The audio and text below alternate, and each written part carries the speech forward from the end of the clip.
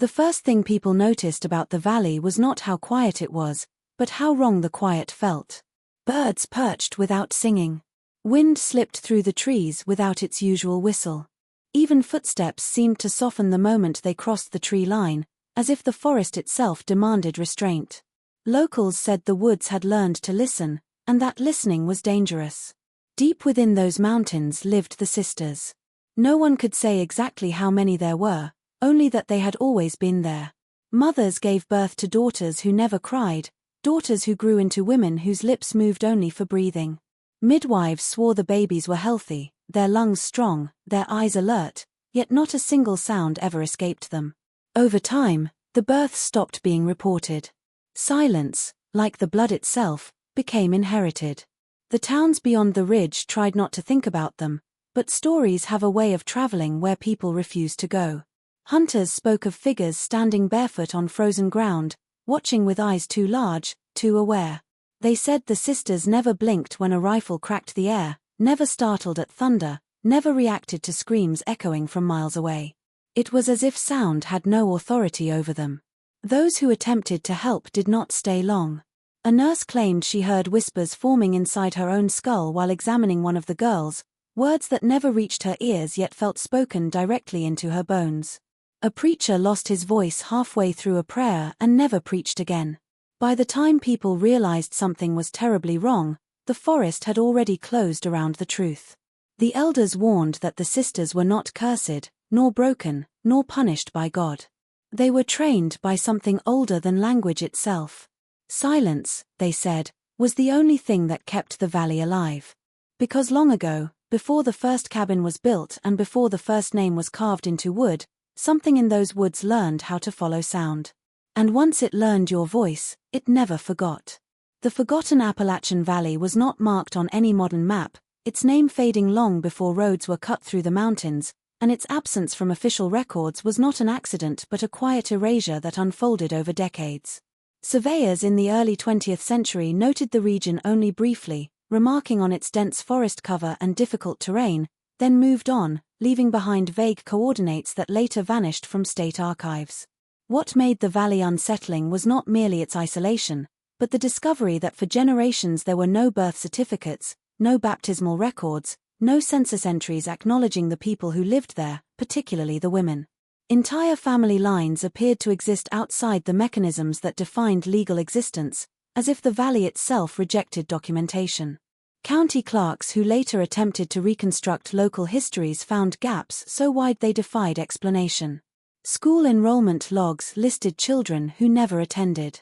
Church registries skipped decades without comment. Even death records were incomplete, often noting unnamed females buried in unmarked plots. The absence suggested more than neglect, it implied a deliberate avoidance, a shared understanding among nearby towns that some places were better left unrecorded. Elders claimed their grandparents had been told not to ask questions, that the valley had its own way of keeping count, a phrase repeated without elaboration. As interest grew among historians and amateur researchers, the lack of records became the first warning sign that something fundamental was wrong. In rural Appalachia, even the poorest, most remote families usually left some trace, a handwritten note, a ledger entry, a family Bible. Here, there was nothing. Women seemed to be born, live, and die without ever being officially acknowledged. It was as though the act of naming them had been intentionally withheld, severing their connection to the outside world before it could begin. Those who ventured closer learned that the locals treated the absence of records as a form of protection rather than loss. They spoke in lowered voices about a time when outsiders tried to catalogue the valley's inhabitants, asking questions about lineage and births, and how those efforts ended abruptly. After that, the valley was quietly removed from administrative concern. No midwives were sent. No teachers assigned. No officials returned. Silence filled the gap where documentation should have been, thick and purposeful. The discovery of this recordless lineage reframed the mystery entirely. It was no longer just a story about people hidden by geography, but about a community that had somehow slipped through the systems meant to define human existence. The missing records were not an oversight, they were the first layer of concealment, suggesting that whatever lived in that valley had survived by remaining unseen, unnamed, and officially unreal, generation after generation, protected by the simple and terrifying power of being forgotten. Whispers about the sisters began long before anyone tried to verify them, passed from one porch to another as warnings rather than stories meant to entertain. People spoke of girls born into the valley who never cried at birth, a detail that unsettled even hardened midwives accustomed to difficult deliveries. Newborns emerged with open eyes, chests rising steadily, yet the expected first wail never came. At first, families assumed it was shock or weakness, but the silence continued as the children grew. They did not babble, did not laugh aloud, did not scream when hurt. Sound simply did not belong to them. What made the rumors more disturbing was the consistency across generations. Grandmothers described their mothers the same way they described their daughters, and those descriptions matched accounts from neighboring towns going back nearly a century. The sisters were always girls, often born in clusters, several within the same year, sometimes from different households but bound by blood. Boys were rare in the valley, and when they were born, they either left or died young, leaving behind only the silent females who seemed to carry the lineage forward without names or voices. Locals insisted the girls were not deaf. They responded instantly to spoken words, turning their heads before a sentence was finished, reacting to tones of fear or anger with unsettling precision. Some claimed the sisters could sense conversations from behind closed doors or through walls, arriving silently at doorways before anyone called for them. This awareness fed the belief that their silence was not an absence, but a discipline, something taught so early it appeared innate. The most chilling aspect of the whispers was the belief that the sisters had never been given proper names. Mothers used gestures or eye contact to distinguish one from another, while outsiders referred to them only as a group. Naming them, it was said, was dangerous. A few elders recalled a time when a man attempted to record their names in a notebook, only to cross them out days later, refusing to explain why. After that, people stopped asking. As the stories spread, they changed shape, growing darker with each retelling. Some said the sisters were born already listening for something no one else could hear. Others believed their throats were perfectly formed but deliberately unused, preserved by generations who understood the cost of speaking. The silence surrounding their births became ritualized, expected, almost revered. Over time, the valley's quiet daughters ceased to be seen as victims of a condition and instead as guardians of a secret no one wanted fully revealed, a living lineage defined not by what they lacked, but by what they refused to release into the world. The disappearance of the traveling schoolteacher marked the moment when the whispers surrounding the valley hardened into fear.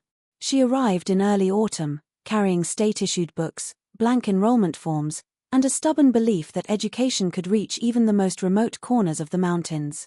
Her assignment was simple on paper: locate unregistered children, assess their needs, and teach basic literacy.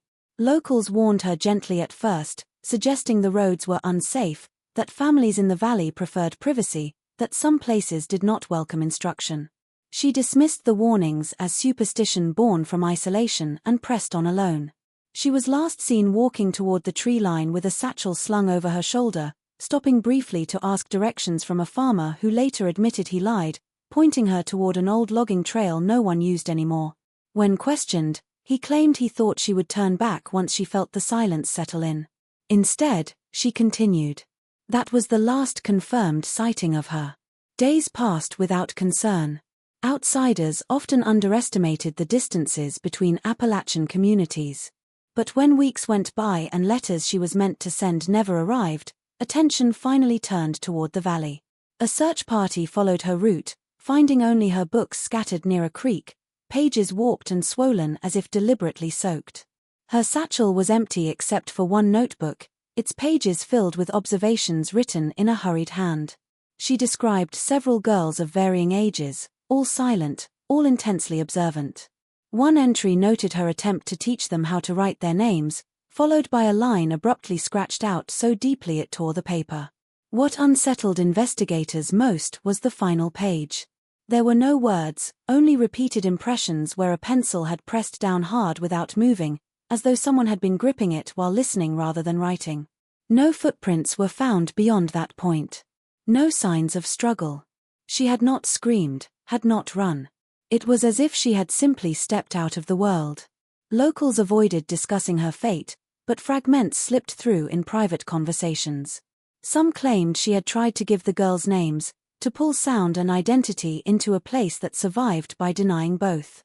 Others said she heard something while teaching, something the sisters had learned to ignore, and once she heard it, silence could no longer protect her. The official report labeled her missing, presumed lost to the wilderness, but no one who lived near the valley believed that explanation. After her disappearance, no other teachers were sent, and the valley quietly vanished from educational maps, leaving behind only a warning spoken without words and a lesson written into absence rather than ink. Hunters were the first outsiders to describe the watchers, though none of them did so willingly. These were men accustomed to long hours alone in the forest, familiar with the way shadows played tricks on tired eyes, yet what they reported could not be dismissed as imagination. At dusk, when the light thinned and the woods held its breath, they felt eyes on them from just beyond the reach of vision. When they turned, they saw figures standing at the edge of the tree line, motionless, pale against the darkening bark, watching without fear or curiosity, only intent. The figures were always female, their shapes thin and elongated, hair hanging loose and uneven as if cut with no concern for symmetry. Their feet were bare, even in cold months, planted silently on ground that would have cracked and snapped beneath anyone else. Hunters said the sisters never advanced, never retreated, but shifted position with an unnatural smoothness, appearing between trees without disturbing leaves or branches. One man claimed he blinked and realized they had circled him, no longer at the edge of his sight but everywhere at once. Gunshots did nothing to startle them. A rifle crack would echo through the valley, scattering birds and sending deer running, yet the sisters remained still, heads slightly tilted, listening not to the noise but to what followed it. When hunters shouted, demanding to know who they were or what they wanted, the sound seemed to dissolve before reaching them. Several men reported their own voices sounding distant and hollow, as if swallowed by the forest mid-syllable. Most disturbing was the way the sisters' eyes appeared in the failing light. Hunters described them as too large, reflecting nothing, not even firelight. There was no emotion in their gaze, no threat or pleading, only recognition, as though they were identifying something rather than observing it. One hunter swore he felt catalogued, measured in a way that had nothing to do with his body. By morning, there was never any sign they had been there. No footprints, no broken branches, no warmth where they stood. Dogs refused to follow their scent, whining and pulling away from the tree line. Over time, hunters learned to leave the valley before sunset, abandoning game and equipment without hesitation. Those who ignored the warning often returned shaken, unable to explain what they had seen, speaking softly for days afterward as if afraid their words might carry too far.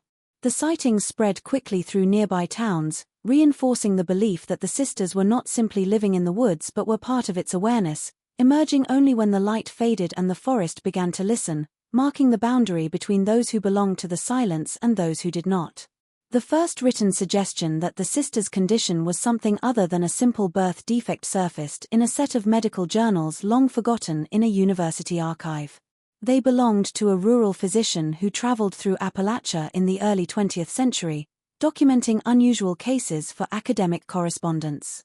Among notes on tuberculosis and industrial injuries were several entries that stood apart, marked only with vague locations and cautious language. He described examining multiple female patients from the same valley, all exhibiting complete mutism without any physiological cause.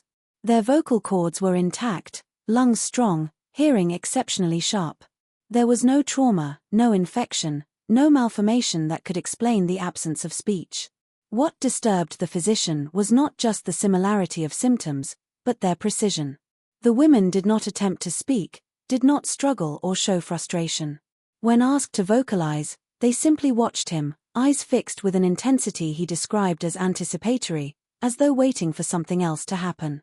One note mentioned an involuntary tightening of his own throat during these examinations, a sensation he dismissed at the time as nerves but recorded nonetheless. He noted that prolonged exposure to the patients caused headaches and a ringing in the ears that ceased only after he left the valley. As his research continued, his tone shifted from clinical curiosity to unease. He wrote that genetic explanations failed to account for the gender specificity, the consistency across unrelated households, and the apparent reinforcement of the condition over generations. Rather than weakening, the silence seemed to refine itself, becoming more complete with time. He speculated briefly about environmental factors, perhaps something in the air or water, but rejected the idea after finding no illness among outsiders who passed through quickly. One entry was never sent for publication. In it, the physician suggested that the mutism functioned less like a disease and more like an adaptation. He compared it to evolutionary responses seen in animals that alter behavior to survive predators, proposing that the sisters' silence might be a learned biological inheritance, shaped by long-term exposure to an unnamed threat. He stopped short of explaining what that threat was, only writing that the women reacted not to sound itself, but to the act of making sound. The journals ended abruptly. No conclusion, no follow-up studies. Decades later, a handwritten note was found tucked between the pages, likely added after the physician abandoned his work. It read simply that further investigation was unwise, that some conditions persisted not because they could not be cured, but because they should not be disturbed. To those who later uncovered the journals, the implication was chilling. The sisters were not victims of a mysterious illness passed down by chance. They were the result of something learned so deeply it rewrote the body itself, a bloodline shaped by generations who discovered that survival in that valley depended on knowing when not to speak, and understanding that silence was not a symptom, but a defense. The first whispers of a church burning in the valley reached outsiders as fragmented accounts, stories told with lowered voices and hurried glances. Records of the event were scarce, almost deliberately erased, leaving only brief mentions in regional newspapers that offered no explanation beyond the fire's cause being unknown. Locals claimed the church had stood at the edge of the valley, a small timber structure that should have held the congregation together, yet even the most devout admitted it was unusual. The building seemed perpetually empty, despite the presence of the sisters and their families. They did not attend on a schedule, and when outsiders visited, the doors were often locked. The church was less a place of worship than a gathering point for something older, something neither fully human nor fully sacred. Witnesses who remembered the night of the fire spoke reluctantly, some insisting they had only glimpsed shadows flickering behind windows. One elder described the flames as unnatural, surging along the walls in patterns that resembled symbols, as if the fire itself were writing a language too ancient to be read aloud. Smoke filled the valley in a way that clung to the trees and refused to dissipate, forcing even nearby farms to shut windows and retreat indoors. Those brave enough to approach later found the building gutted, its walls blackened and charred, but no evidence pointed to arson. There were no accelerants, no footprints, no signs of forced entry, only the suffocating sense that the fire had been commanded rather than ignited. Stories grew darker over time. Some recalled a preacher who had delivered a sermon the night the flames began. His words were said to linger unnaturally, echoing even after the building collapsed. Locals insisted that no one could recall what was said, only that it had terrified them. The sisters themselves were absent during the event, yet afterward, they appeared at the edge of the forest, silent and watching, as if the fire had merely opened a doorway for them to observe what had been revealed. Scholars and investigators later puzzled over the significance of the fire, unable to reconcile the destruction with the valley's otherwise impenetrable isolation. The incident was treated as folklore until fragments of diaries surfaced, written decades later by women who had grown up in the valley. They described the church as a place of strict order, where speaking was permitted only in whispered tones, where any deviation from silence was met with fear rather than punishment.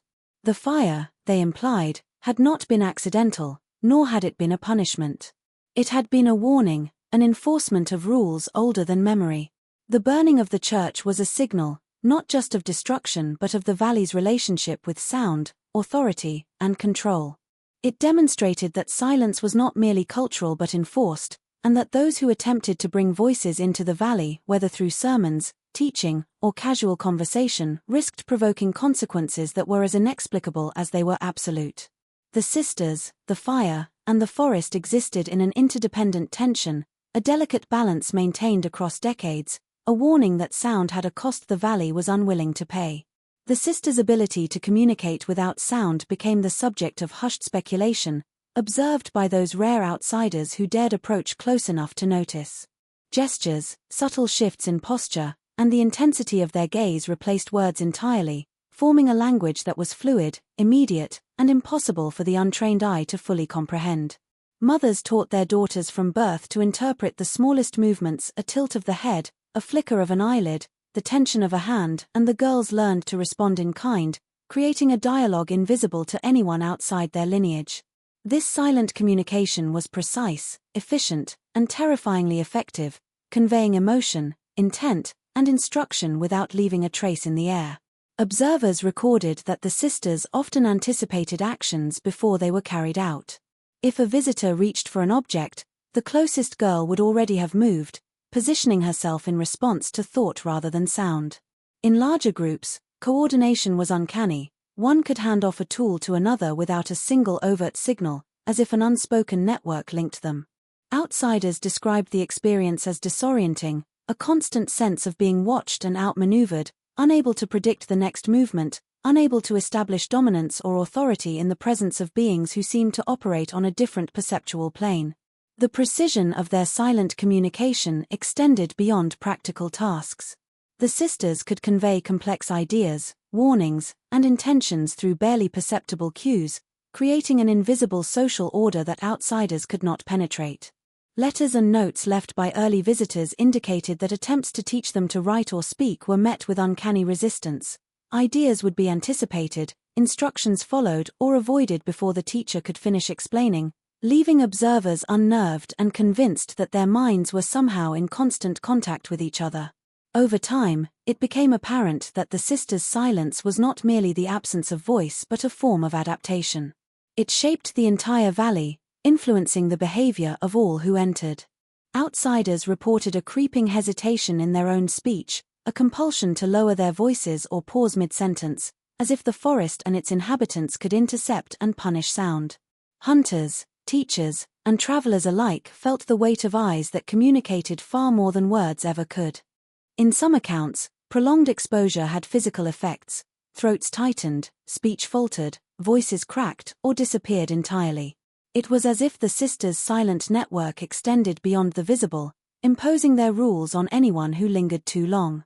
What was most unsettling was that the silence was voluntary among the sisters themselves. They were not trapped by incapacity, nor bound by fear, but had honed a method of communication that rendered words unnecessary, demonstrating that the most potent language is often one no outsider can hear, one that exists entirely in the space between thought and gesture. The valley's secret was not merely that the sisters refused to speak, but that they seemed to communicate in ways outsiders could barely perceive. Those who observed them closely described an almost preternatural awareness, a capacity to react to events before they occurred, as if the girls were reading intentions rather than responding to actions. A visitor would reach for an object, and one of the sisters would already move, positioning herself to intercept or adjust, eyes fixed with a clarity that suggested knowledge of the unseen. In larger groups, coordination was seamless. One sister could hand an item to another without a word, without a gesture noticeable to anyone else, and the exchange appeared as effortless as breathing, yet perfectly timed. It was as if their thoughts themselves were audible, carrying across space without sound, invisible yet undeniable. Some locals claimed the sisters could sense emotion in ways that transcended ordinary perception. Anger, fear, or anxiety seemed to radiate, drawing immediate, synchronized responses from the group. When a stranger entered the valley, even those who spoke in whispers noted the girls' behavior shifting instantly, dividing attention, tilting heads, adjusting posture, all without apparent communication. Observers described the effect as disorienting, a creeping awareness that they were being measured, catalogued, and understood in a language that bypassed the ears entirely. Even subtle changes in tone or intent were detected by the sisters, and they responded in ways that made it clear they were always several steps ahead, anticipating rather than reacting. Attempts to teach them to speak or write were met with resistance that seemed almost instinctual. The sisters learned rapidly, mimicking tasks, practicing silently, yet no verbalization occurred. Teachers reported feeling a sense of futility, as if the very act of attempting to impose sound was being intercepted, negated by the girls' awareness. Some noted physical effects on themselves: throats tightened, words faltered, and voices grew weak or disappeared entirely after prolonged exposure. It was as if the sisters' silent network extended beyond themselves, exerting influence over the environment and anyone who lingered within it. The girls' communication extended beyond the physical. Observers recounted moments when the sisters would stop abruptly, eyes locking on invisible points in the forest, reacting to threats or disturbances hours before any sound or movement reached human perception. This ability made them appear almost supernatural, as though the rules governing normal interaction did not apply. To outsiders, it created unease, a sense that the valley itself had consciousness, mediated through the silent sisters, and that sound was both dangerous and unnecessary. Their silence was not absence, but power, a language that could dominate the air, control perception, and enforce a form of order no outsider could ever hope to penetrate. The sisters' gift was cumulative, refined across generations. By birth, each girl entered a system of anticipation, observation, and reaction so complete it was instinctual, teaching her not merely to survive in the forest, but to exist in a realm where voice was irrelevant, thought and presence alone determined influence, and the unseen carried more authority than the audible ever could. The valley did not simply resist intrusion, it seemed to exact a toll on those who lingered too long within its shadow.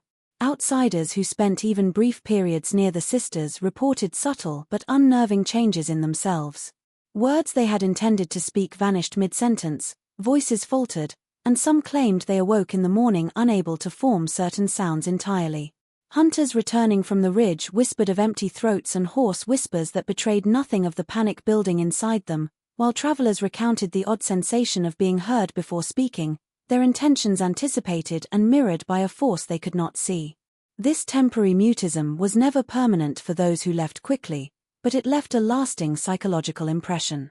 Letters from early explorers described the frustration of attempting to communicate with companions while being subtly stripped of the ability to articulate thoughts, and some reported dreams where voices they had tried to speak in the valley were trapped, echoing in silence that pressed against their skulls like water.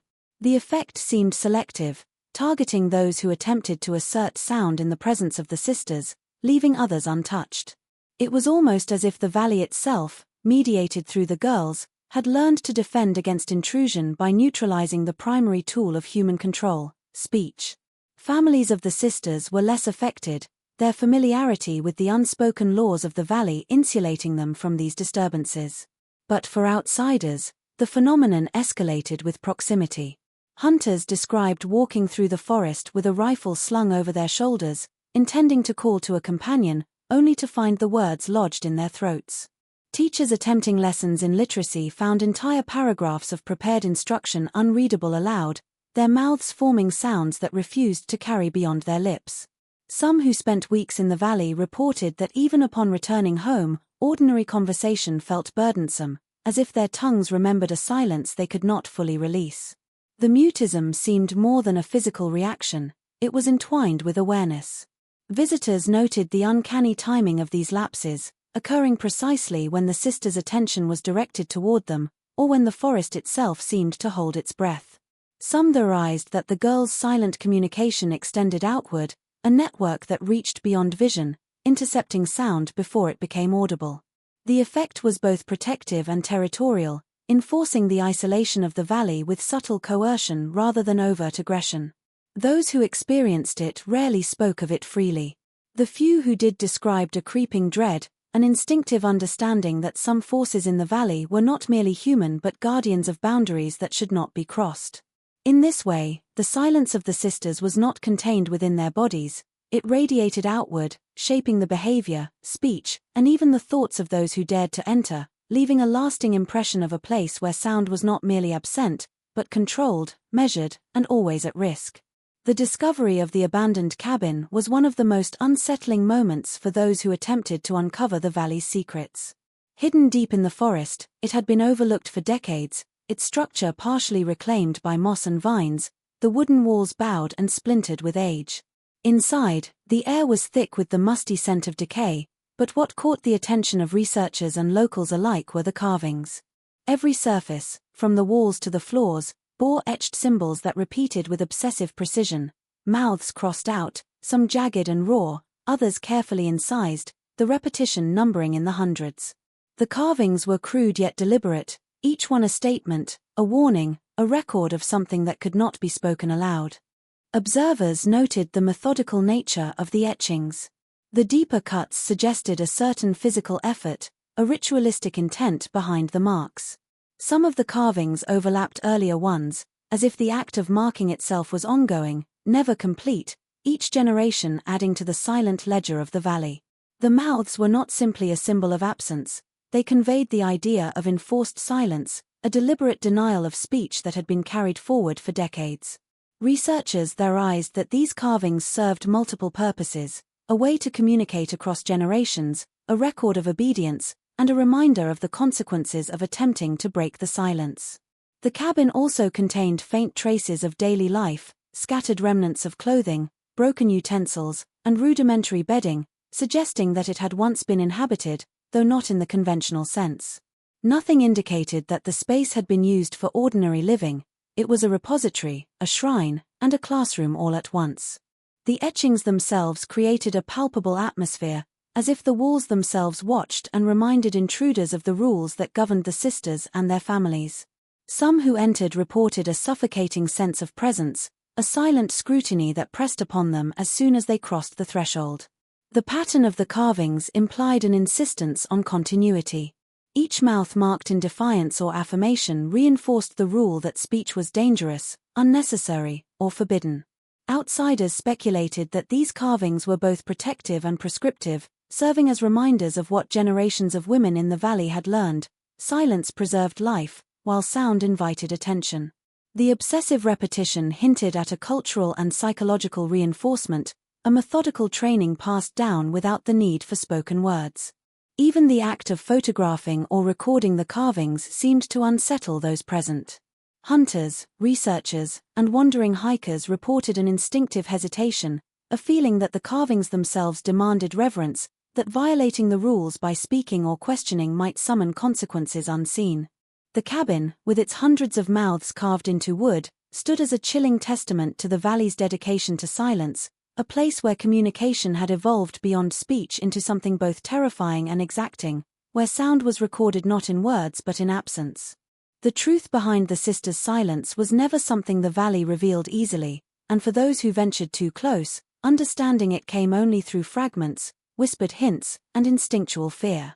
It became apparent over time that the silence was not a punishment or a defect, nor a mere cultural quirk, but a protection, one born of necessity, passed down through generations with careful attention. The elders who still spoke of it did so cautiously, hinting that sound carried a danger older than memory, something that had once hunted the valley and still lingered in the shadows, waiting for a voice to betray its presence. The girls' muteness, their deliberate avoidance of speech, their silent communication with each other, all formed a shield against this unseen threat. Those who tried to bring noise into the valley discovered that it was not tolerated. Voices stuttered and failed, instruments fell silent, even written words seemed insufficient to capture the full hazard of articulating what the sisters already knew without utterance. It was as though the forest itself had learned to carry warnings, teaching newcomers instinctively that sound exposed too much, while silence preserved life. Visitors who ignored this pattern found themselves subject to anxiety, confusion, and in some accounts, temporary loss of voice, as though the valley corrected intrusions, enforcing a rule older than law. The girls themselves were trained from birth in this system of survival. Mothers and grandmothers guided them without words, teaching awareness of the smallest shift in the air, the faintest stir of motion, the subtle intentions of anyone approaching. Each generation refined these skills further, instinctively anticipating threats and communicating preemptively. Their silence was never absence, it was vigilance. They could detect danger long before it arrived, organize themselves with perfect precision, and respond collectively to protect the valley. Outsiders interpreted their muteness as fragility or defect, but in reality, it was a power that had been honed over lifetimes, an ancestral knowledge encoded into behavior, posture, and gaze. The consequences of breaking this rule were implicit but severe. Those who attempted to speak inappropriately, who tried to name the sisters or force conversation, often found themselves cut off, voiceless, or overwhelmed by unease that drove them to retreat. It was a system of preservation, as silent as it was absolute. The valley survived because those within it learned to exist without words, to perceive threats in the smallest tremors of wind or shadow, to communicate entirely in thought and gesture, ensuring that the forest, the sisters, and the secret they guarded remained unseen and unheard by the outside world. Ultimately, the silence was not a curse but a defense, a barrier against a presence that still lingered in the depths of the Appalachian woods, an entity that tracked sound and intent alike. Generations of women were born into this strategy, inheriting not just muteness but a profound understanding of survival, an instinctual vigilance that transformed the absence of voice into the most precise and necessary weapon the valley had ever known.